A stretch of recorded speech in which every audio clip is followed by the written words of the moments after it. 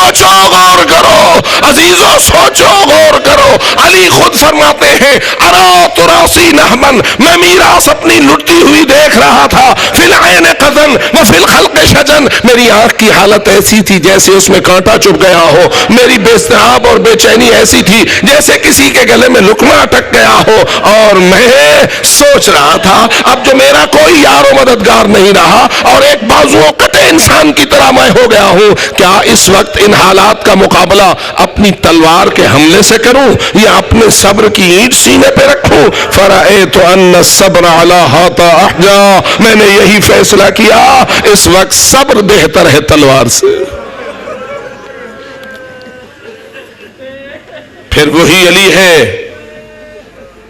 اتنی دیر تک صبر کرتے ہیں، فرماتے ہیں بچے جوان ہو گئے، جوان بوڑھے ہو گئے، علی صبر کے مراحل سے گزرتے رہے، زہرا چلی گئی۔ میں اس وقت کو یاد کرتا ہوں جب حسنین دروازے مسجد پہ جا کر رو رہے تھے، اپنی ماں سے آج سے ان کی شہادت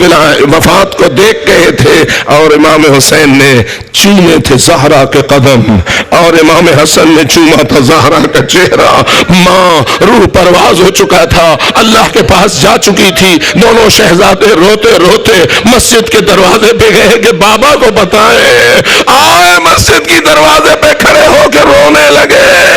آج رسول نہ تھے کہ ممبر پہ بیٹھے ہوتے،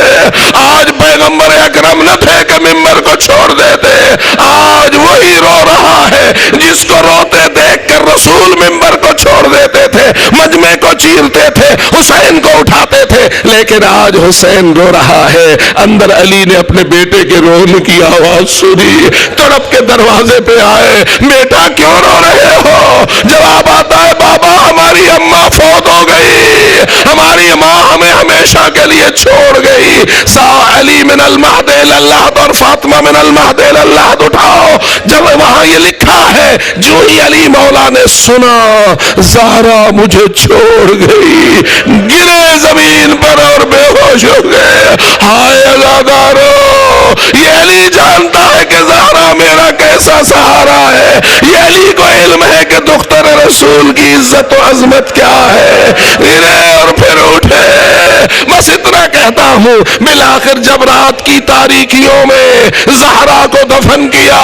قبر کے کنارے کھڑے ہوئے تھے، روضے رسول کی طرف نگاہ کیے ہوئے تھے اور فرما رہے تھے یا رسول اللہ، آج آپ کی امانت آپ کے پاس واپس آئی ہے، آج آپ کی امانت آپ کے پاس واپس آئی ہے۔ ذرا اپنی بیٹی سے پوچھ لینا آپ کی امت نے ہمارے ساتھ سلوک کیا کیا ہے، آپ کی امت نے ہمارے ساتھ کیا سلوک کیا ہے۔ بس آخری جملہ کہوں اور آپ کی زحمت کو تمام کروں، عزادارو اللہ جانے یہ جملہ علی نے زہرا کی قبر کے کنارے کھڑا ہو کے کیا تھا جب ابھی آپ سن رہے تھے رسول کی بیٹی زینب کبریٰ آ کے گردن رکھے ہوئے تھی سجاد کی گردن پر اور فرما رہی تھی پہلے مجھے قتل کرو اور پھر میرے سجاد کو قتل کرنا۔ یہ کوفے کا دربار ہے، وہ نجف پڑا ہے جس میں علی دفن ہے، کتنا دور ہے دربار وادی السلام کے اس کنارے سے۔ آؤ علی ذرا اس منظر کو دیکھو، کس طرح آپ کی دختر نیک اختر نے سجاد بیٹے کی گردن پہ گردن رکھی ہوئی ہے اور جلاد دیکھ رہا ہے، اور ابن زیاد کہتا ہے میں نے دیکھا مجھے یقین ہو گیا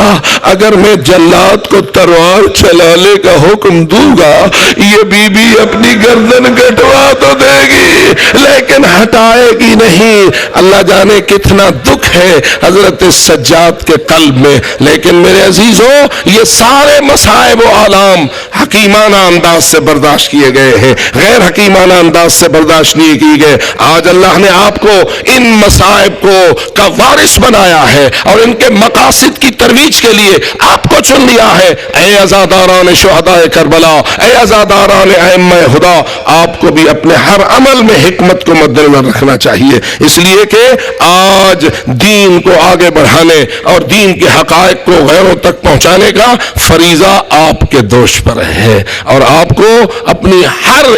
اپنی ہر حکمت میں اور اپنے ہر اقدام میں حکیمانہ انداز کو مد رکھنا چاہیے تاکہ خداوند تعالی ہمیں دین کے خدمت گزاروں میں شمار فرمائے. الا لعنت اللہ علی القوم الظالمین وسيعلم الذين ظلموا أي منقلب ينقلبون.